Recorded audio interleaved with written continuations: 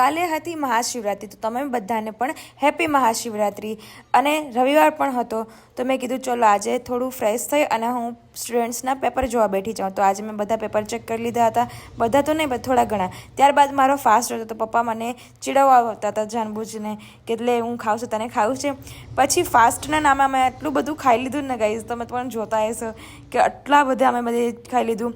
ત્યારબાદ આ બંને તો ખબર નહીં દહીંમાં આટલા પાગલ છે ને, દહીં હતું મસ્તી દહીં, તો આ બંને એવા ખાઈને દહીં. પછી અમે થોડો રેસ્ટ કર્યો અને સોમનાથ માટે નીકળી ગયા હતા દર્શન કરવા, કારણ કે મહાશિવરાત્રિ હતી એટલા માટે તો દર્શન કરવા તો જવું જ પડે.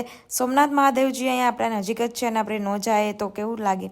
પછી ત્યાં અંદર એન્ટર થયા, તો એન્ટરમાં પણ કેટલું સરસ રીતે ડેકોરેશન કરેલું છે સોમનાથ સ્વાભિમાન પર્વનું. અને ત્યારબાદ પછી જો અમે એટલું એન્જોય કર્યું ને ત્યાં.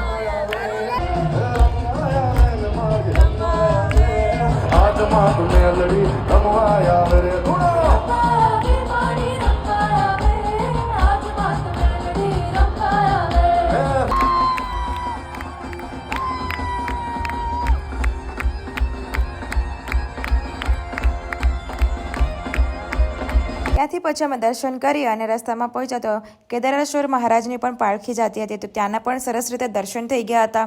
અને આજનો દિવસ તો આટલો સરસ ગયો ને તો શું વાત કરું. પછી ત્યાંથી અમે ગયા હતા ચા પીવા માટે, ચા પી અને પછી અમે આવ્યા હતા સ્ટ્રોબેરીનું જ્યુસ, અને બધાએ અલગ અલગ જ્યુસ પીધું. મેં સ્ટ્રોબેરીનું પીધું તો એટલું સરસ હતું ને ગાઈસ, તમે પણ એકવાર ટ્રાય કરજો. આજનો દિવસ કંઈક આવો હતો. તો thank you for watching, bye bye.